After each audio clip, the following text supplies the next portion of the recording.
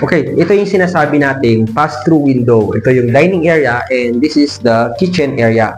So, meron tayong kitchenette. So, meron tayong ilalagay na cabinet dito. Yung kulay na ginamit natin is same lang dun sa formal kitchen natin para uniform lahat, white and light wood.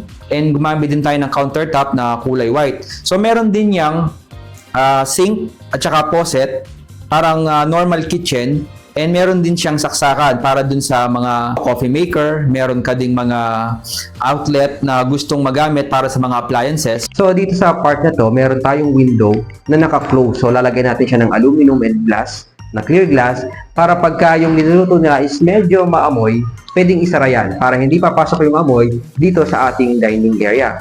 And sa portion na to, pwede rin tayong maglagay ng mga shelves para sa mga decoration. At the same time, yung talagang like for example, mga wines. So, pwede rin siya magiging display. And yung wall part naman natin, lalagay natin siya ng stucco finish.